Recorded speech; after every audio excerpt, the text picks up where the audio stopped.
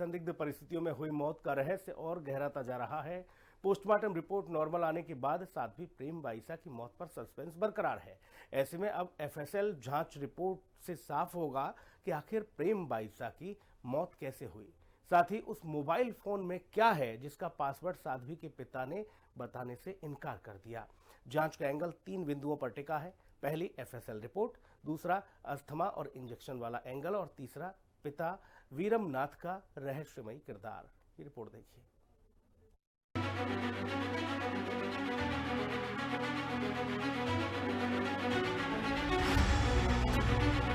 Police को सच की तलाश, एसआईटी खोलेगी मौत का राज। दुश्मन का टूटा कहर या इंजेक्शन में था जहर। साध्वी की डेथ मिस्ट्री, आईफोन में छुपी हिस्ट्री।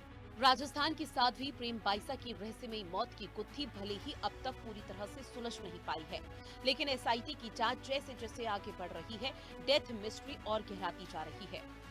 राजस्थान के जोधपुर में कुछ दिनों पहले कथावाचक प्रेम बाईसा की संदिग्ध मौत का मामला लगातार गरमा रहा था। अब मैं बताना चाहूँगा हिंदी खबर के माध्यम से कि उस मामले पर पुलिस की जांच कमेटी लगातार काम कर रही थी। कई तथ्य और सबूत पुलिस ने जुटाए। अब मामला सामने आता है कि चश्मदीद गवाहों के उनके बयानों के बाद पुलिस को केवल उस मामले की जांच रिपोर्ट का इंतजार है। एसआईटी की जांच में अब तक सामने आए तथ्यों और चश्मदीदों के दर्ज बयानों के आधार पर शक की सुई लगातार प्रेम बाईसा के पिता और गुरु वीरमनाथ की ओर गहराती जा रही है। पुलिस सूत्रों की अगर माने तो एसआईटी जांच में कई ऐसे बिंदु उभरकर सामने आए हैं जिन्होंने इस रहस्यमयी मौत की तस्वीर को काफी हद तक स्पष्ट करना शुरू कर दिया है। निजी अस्पताल जहां वीरमनाथ जी द्वारा बताया गया था कि जब तबीयत ज्यादा खराब होने लग गई तो वो एक निजी अस्पताल ले गए। उसी अस्पताल आज हम वापस गए, जिन्होंने उनके बॉडी को वहां से मूव किया। जो वाहन जिसमें गए थे उनसे जानकारी प्राप्त की गई। इसके बाद जहां उनको ले जाया गया उस नर्सिंग स्टाफ से जानकारी प्राप्त की गई और जिन डॉक्टर ने जो उपचार देने का प्रयास किया उनसे जानकारी ली गई कि किस तरीके का उनका उपचार दिया गया और वो किस कंडीशन में वहां पहुंची थी। जांच के दौरान साध्वी प्रेम बाईसा से जुड़े अलग अलग किरदारों, परिजनों और शिष्य, आश्रम से जुड़े हुए लोग और घटनाक्रम के समय मौजूद व्यक्तियों के बयान दर्ज किए जा चुके हैं। इन बयानों को आपस में जोड़कर देखने पर घटनाओं की कड़ियां धीरे धीरे सामने आ रही हैं। एफएसएल की जांच रिपोर्ट का वेट है और उन्होंने कहा है कि इसमें कुछ समय लगेगा, परंतु उसके बीच में जो टेक्निकल एनालिसिस है, वहाँ पे जो विटनेसेस, आई विटनेसेस मौजूद थे, उनके साथ पूछताछ और उनके बयान लेना और उनके सोशल मीडिया को खंगालना, जिसमें वो हॉस्पिटल में गई थी उस समय वहाँ पे जो उनके ब्रदर्स हैं उनको संकलित करना, उनसे चर्चा करना, ये सारी कार्रवाइयाँ की जा रही हैं और सारे जो एविडेंस हैं, सर्कमस्टेंशियल एविडेंस हैं, उनको मिलाने की कोशिश की जा रही है जिससे कि हम किसी निष्कर्ष पर पहुंच पाए। परंतु अंततोगत्वा निर्णय तभी आ पाएगा जब एफएसएल की रिपोर्ट प्राप्त होगी और जब प्राप्त होगी तब आपको इस संबंध में सूचित किया जाएगा। उधर जोधपुर स्थित प्रेक्षा अस्पताल के डॉक्टर पीयूष जैन ने कंपाउंडर देवी सिंह के उस दावे को गलत बता दिया जो उनके प्रिस्क्रिप्शन के आधार पर 2 इंजेक्शन दिए गए थे। पीयूष जैन ने साफ किया है कि उन्होंने पिछले कई महीनों से प्रेम बाईसा का इलाज नहीं किया है। साथ ही उन्होंने प्रेम बाईसा को अस्थमा होने और उसका इलाज करने से भी इनकार किया।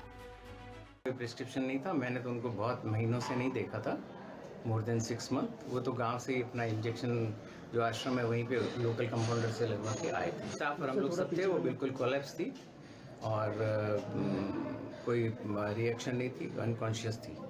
हम लोगों ने रिवाइव करने की कोशिश की। जबकि साध्वी के पिता वीरमनाथ का दावा है कि प्रेक्षा अस्पताल से ही प्रेम बाईसा का इलाज चलता था।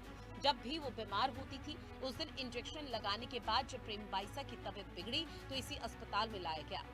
फिलहाल एसआईटी टीम प्रेक्षा अस्पताल पहुंची, जहां इलाज करने वाले डॉक्टर और कर्मचारियों से पूछताछ की गई। साथ ही अस्पताल के सीसीटीवी फुटेज भी अपने साथ ले गई।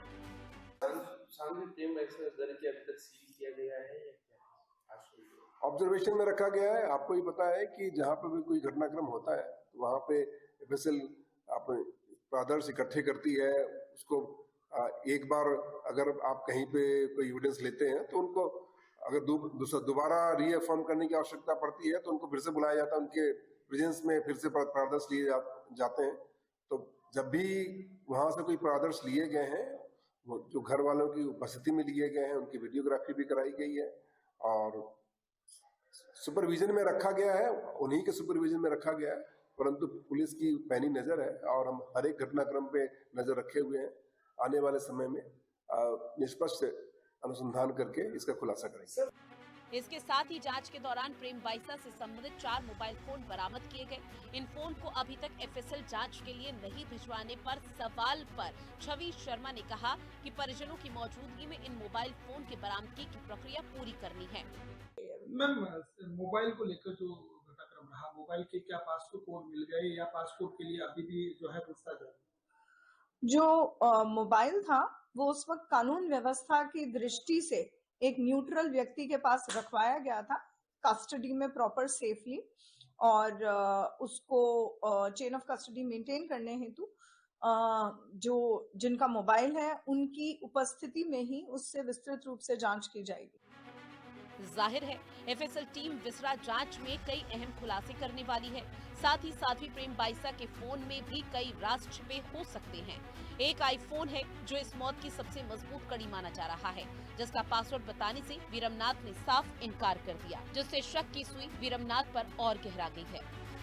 मामला यानी कि उलझता जा रहा है, मगर अब क्या फोन पासवर्ड या कहें कि खामोशी या फिर आईफोन में छिपा है उस मौत का राज?